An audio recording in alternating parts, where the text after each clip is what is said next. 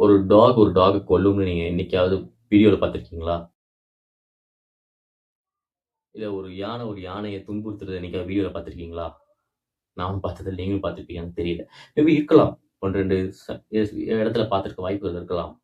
ஆனா மனுஷன் இன்னொரு மனுஷன ஏன் கொல்றான்? எதுக்கு துன்புறுத்துறான்? அப்போ அவனுக்குள்ள என்னதான் மனித தன்மை என்ன இருக்கு? கடவுள் இருக்காரா இல்லையா? அப்படிங்கிற கேள்வி வருதுல்ல. இந்த கேள்விக்கான பதில் எப்போ நமக்கு கிடைக்கும்? நேத்து நம்மளுக்கு அதுக்கான தீர்ப்பு வந்திருக்கு. சாதாரண குற்றமா இருக்கட்டும், இப்ப அஜித் குமார் அந்த கேஸா இருக்கட்டும். எல்லா தீர்ப்புலயும், எல்லா ப்ராப்ளம்லயும் ஒரு அடிப்படையான ஒரு விஷயம் இருக்கு. கோபம். கோபம் ஒரு மனித சங்கிலி மக்களே. இந்த மனித சங்கிலி நூற்றாண்டு காலமா இருந்துகிட்டு இருக்கு. ஒரு எறும்புக்கு கோபம் வருதுங்கிறாங்க. இல்லையா? ஆனா, ஒரு எறும்பு இன்னொரு எறும்பு சாகடிக்குமான்னு கேட்டா, நான் பார்த்ததில்ல. நான் மனுஷன் சாகடிக்கிறான். ஸோ இந்த கோபம் வர்றதுக்கு என்ன காரணம் நம்ம தெரிஞ்சுக்கணும் ஃபர்ஸ்ட். நம்ம சாப்பிடுற பழக்கவழக்கங்கள், நம்ம சாப்பிடுற உணவுகள். முக்கியமாக நான்வெஜ். ஒரு வாரத்துக்கு 1 முறை எடுத்துக்கலாம். இல்ல 2 முறை எடுத்துக்கலாம். பேசலாம் ப்ராப்ளம் இல்ல. ஆனா, நான் சாப்பிட்ட நான்வெஜ் மட்டும் தான் சாப்பிடுவேன். அப்படின்னு நம்ம ஒரு ஒரு ஒரு ஒரு என்ன சொல்றது? ஒரு ஃபுட்டி மாரி என்ன சொல்றது? ஒரு ஒரு ஒரு ஒரு பழக்கவழக்கங்கள் ஆயிருச்சு. விலங்க அடிச்சு கொன்னு நம்ம சாப்பிடும்போது, அந்த விலங்கோட மனநிலை எப்படி இருக்கும்? என்னையே ஒருத்தங்க அடிச்சு கொல்றாங்கன்னா, என்னோட மனநிலை கண்டிப்பா என்னோட உடம்புல இருக்கும். என்னைய யாராவது ஒருத்தவங்க சாப்பிட்டாங்கன்னா. அப்ப அவங்க மனசு எந்த அளவுக்கு கொலாப்ஸ் ஆகும்? பாடி ஏதோ ஒரு கெமிக்கல் ரியாக்ஷன் ஃபிரெண்ட்ஸ். அப்படி இருக்கும்போது, எனக்குள்ள எப்படி ஈவு இரக்கம் வர ஆரம்பிக்கும்? ஸோ, இந்த கோபம் அப்படிங்கிறத உணவு பழக்கவழக்கங்கள்ல ரொம்ப நம்ம கேர்ஃபுல்லா ஹேண்டில் பண்ணணும்.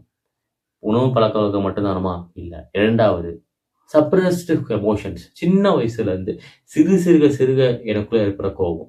கோவத்த 3 தான் பிரிக்கலாம். பெர்சனல் லைஃப், ப்ரொஃபஷனல் லைஃப்ன்னு பிரிக்கலாம்.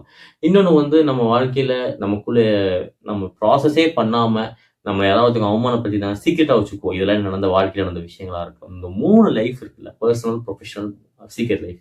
இத நம்ம அப்பப்பவே ஏற்படுற கோவத்த நம்ம வந்து வெளிப்படுத்திட்டோம். கோவம்ங்கிறது வேற ஒண்ணும் கிடையாது. ஏக்கம் தான். பெர்சனல் லைஃப்ல இப்ப எங்க அம்மாக்கு எனக்கு சண்டை வந்துருச்சுன்னா, நான் அவங்க கிட்ட அந்த சண்டையில இருக்கிற விஷயங்கள் நியாயத்த நான் சொல்லாம, எங்க அம்மா அப்படின்னு சொல்லிட்டு அவங்க பண்றது கரெக்ட்ன்னு சொல்லிட்டு வந்தாரேன் பார்த்தீங்களா? அப்போ அந்த கோவத்த நான் ஸ்டோர் பண்றேன். ஸோ இது ஒரு சின்ன கோவமா நம்மளுக்கு தெரியலாம். அதே மாரி என்னோட ஒய்ஃப்க்கு எனக்கு ப்ராப்ளம் வருது. அங்கேயும் நான் விட்டு குடுத்து போவேன். அது ஒரு சின்ன கோவமா தெரியலாம். ஸோ பெர்சனல் லைஃப் இதெல்லாம் எனக்குள்ள சேர்ந்துகிட்டே இருக்கும். ப்ரொஃபஷனல் லைஃப் எனக்கு புடிச்ச வாழ்க்கைய வாழ முடியலையே! நான் புடிச்ச மாரி இருக்க முடியல. என்னைய தடுக்குறாங்க. என் ஒய்ஃப் தடுக்குறாங்க. எங்க அம்மா, அப்பா தடுக்குறாங்க. என் சொந்தக்காரங்க தடுக்குறாங்க. அவன் தடுக்குறான், இவன் தடுக்குறான். நான் எப்ப என் வாழ்க்கைய வாழ்றது? எப்பவுமே அடுத்தவனுக்காக வாழ பண்ணி தான் ஆகணுமா? எனக்காக நான் வாழ பண்ண முடியாதா? Professional life. Secret life. Bullying. சின்ன வயசுல யாராவது ஒருத்தங்க நம்மள வந்து வம்பிழுத்திருப்பாங்க. இல்ல சின்ன வயசுல நமக்குள்ள ஏற்பட்ட காயங்கள் ஆறாமயே இருக்கும் சில பேருக்கு. ஏற்பட்ட அவமானங்கள் ஆறாமயே இருக்கும். அது எல்லாமே நம்முடைய கோவமாவே நமக்குள்ள இருந்துட்டு இருக்கும். மனுஷனுடைய மிகப்பெரிய வியாதிக்கு 2 தான் ஃபிரெண்ட்ஸ். ஒண்ணு கோபம், இன்னொன்னு காமம். இது 2ம் தலைக்கு மேல ஏற நம்ம கான்ஷியஸ்லருந்து அன்கான்ஷியஸ் ஆயிருவோம். இந்த 9 பேரும் அந்த அந்த சாத்தான்குள வழக்குல அ பங் பங் சாத்தான்குள வழக்குல வந்து தொடர்புடையவரா இருக்காங்க. இந்த 9 பேருமே மனுஷத்தன்மையா இருந்ததுனா கண்டிப்பா அது நடந்ததுக்கு வாய்ப்பே இல்ல. அவங்க கான்ஷியஸ் அன்கான்ஷியஸ்க்கு போயிட்டாங்க. யோசிச்சு பாருங்க. நான் சொல்றேன், அடிடான்னு சொல்றேன். சட்டத்துல இடம் இருக்கா? ஒரு போலீஸ்க்கு அந்த உரிமை குடுத்திருக்காங்க. மக்கள் குடுத்திருக்காங்க. அதுக்காக கொலை பண்ற அளவுக்கு ஒரு மனுஷன் போறான்னா, அவன் எப்படி ஒரு மனித தன்மையே தான் அவனுக்கு எப்படி அந்த ப்ராசஸ் ஆஃப் மைண்ட் எப்படி இருக்குன்னு பாருங்க. இது சும்மா இருக்க முடியாது. ஒரு ஒரு மனுஷன், ஒரு சாதாரண மனுஷன் அதிகாரியா மாறுறான். நடுவுல இருக்க கோவம் இருக்கு. இந்த கோவத்த அவன் இந்த மாரி பெர்சனல் லைஃப், ப்ரொஃபஷனல் லைஃப்ல சேர்த்து வச்சுக்கிற கோவத்த நம்ம கீழ இருக்க சாதாரண மக்கள் மேல காட்டுறான். அதிகாரத்த பயன்படுத்தி. இது எந்த விதத்துல நியாயமா இருக்கும்? இதுக்கு வந்து நம்ம கவர்மெண்ட்ட குறை சொல்ல முடியாது. இந்த கவர்மெண்ட்னால அப்படி, அந்த கவர்மெண்ட்னால தான் அப்படி. சட்ட ஒழுங்கு கெட்டு போச்சு. அப்படிலாம் இங்க பேச முடியாது. ஒரு தனிப்பட்ட மனுஷனுக்கிட்ட இருக்கிற ஒரு ஈவு இரக்க குணம் இல்லன்னா, அதுக்கு அரசாங்கம் என்ன பண்ண முடியும்? சற்று நம்ம யோசிச்சு பார்க்கணும். இதெல்லாம் வந்து நம்ம வந்து அமெரிக்காவோ, ஆஸ்திரேலியாவோ போய் நம்ம படிச்சுட்டு வர முடியாது. கோவத்த ஹேண்டில் பண்றதுக்கு நம்ம கத்துக்கலன்னா, அந்த கோவம் மிகப்பெரிய ஒரு ஒரு பெரிய ஆபத்த கொண்டு வந்து விட்டுரும். இப்ப நடந்துருக்கு பாருங்க போர். அது கூட ஒரு தனிப்பட்ட மனுஷனுடைய கோவம் தான். கோபம் நல்லதுக்கும் பயன்படுத்தியிருக்காங்க. நம்ம சுதந்திரப்பட்டுருக்கோம். இப்ப நான் உங்கள பேசிக்கிட்டு இருக்கேன். நீங்க அத கவனிச்சுட்டு இருக்கீங்க. நீங்க நெறைய விஷயங்கள் செய்றீங்க. நான் நெறைய விஷயம் செய்றேன். இதெல்லாம் இதெல்லாம் யாரு எப்படி நமக்கு கிடைச்சுச்சு? கோவத்தினால கிடைச்சது தான். ஒரு ஒரு நம்ம அடிமைத்தனத்திலிருந்து நம்ம விடுபடணும் அப்படின்னு நினைக்கிற யாரோ ஒரு மகான்களுக்கு ஏற்பட்ட ஒரு எண்ணத்தினால தான் இப்போ நம்ம சுதந்திரம் பெற்று இந்த அளவுக்கு இருந்துகிட்டு இருக்கோம். ஸோ கோவத்தை நல்ல வழிக்கு பயன்படுத்தணும். அதை பயன்படுத்துற விதமும் ஒன்று இருக்கு. ஸோ உணவுனால ஏற்படுற கோபம், சிறுக சிறுக சேமித்து வச்சிருக்க கோபம், இத ப்ராசஸ் பண்ணாம இருக்கிறது. அப்பப்போ கோவத்த வெளிப்படுத்திறணும். அப்படி கோவத்த வெளிப்படுத்தாம உள்ளுக்குள்ள சேர்த்து வச்சிருந்தோம்னா, என்ன நடக்குங்கிறத நம்ம இந்த உலகம் பார்த்துக்கிட்டு இருப்போம். இப்ப நான் ஒரு வீடியோ பண்ணியிருந்தேன். ஒரு 2, 3 மந்த்ஸ்க்கு முன்னாடி வீடியோ பண்ணியிருந்தேன். ஸ்டோர்ட் ஆங்கர் அப்படின்னு சொல்லிட்டு. இத எங்கேயாவது நான் வந்து கிளிக் பண்றேன். அத பாருங்க. எப்படி ஒரு மனுஷன்கிட்ட ஒரு கோபம் உள்ள ஸ்டோர் ஆயிருந்தா, எப்படி ஒரு சினிமேட்டிக்கா நான் காமிச்சிருப்பேன். ஸோ கோவம் வந்து நம்ம அத ப்ராசஸ் பண்ணிட்டா பிரச்சனை கிடையாது. அத வெளிப்படுத்திட்டா ப்ராப்ளம் கிடையாது. அது அங்கேயே போயிரும். அத சேர்த்து வச்சோம்னா செயின் செயின் தான். தொடர்ந்துகிட்டே போகும். எங்க முடியும் நமக்கு தெரியாது. ஸோ ஃபிரெண்ட்ஸ், இந்த கோவத்த நம்ம வ எப்படி விடணும் அப்படிங்கிறத நான் சொல்லியிருக்கேன். அத அப்படியே வெளிக்காட்டணும்னு சொல்லியிருக்கேன் இந்த வீடியோல.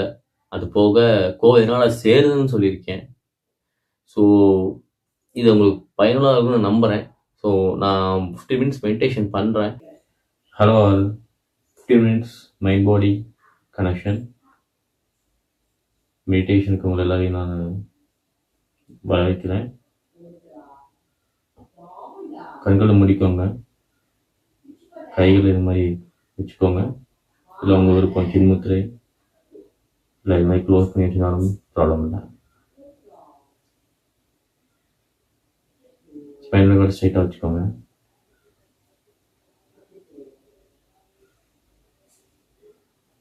நான் நம்ம மூச்சு காற்று உள்ள போவதையும் வெளில வரதையும் கவனிங்க.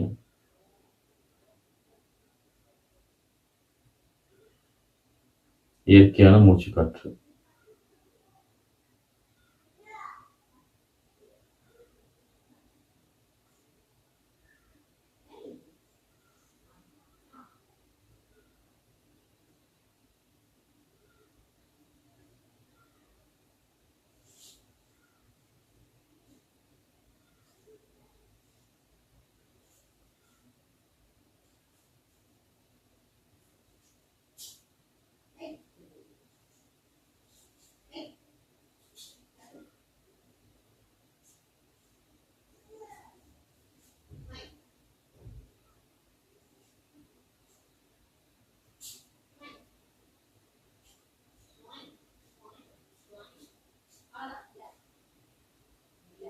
மூச்சு காற்றை கவனிக்க முடியலன்னு கவலைப்படாதீங்க.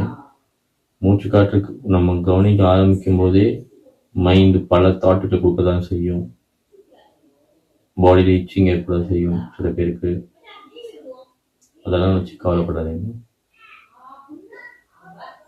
மைண்டு உங்களுக்கு என்ன மாதிரியான தாட்ஸை கொடுத்தாலும், ஃபீலிங்ஸ் கொடுத்தாலும், எமோஷன் கொடுத்தாலும் உங்கள் மூச்சு காட்டிலே கவனமாக இருங்க. உள்ளே போகிறதையும் வெளில வரதையும் கவனமாக இருங்க. ஒரு வாட்ச்மேன் மாதிரி.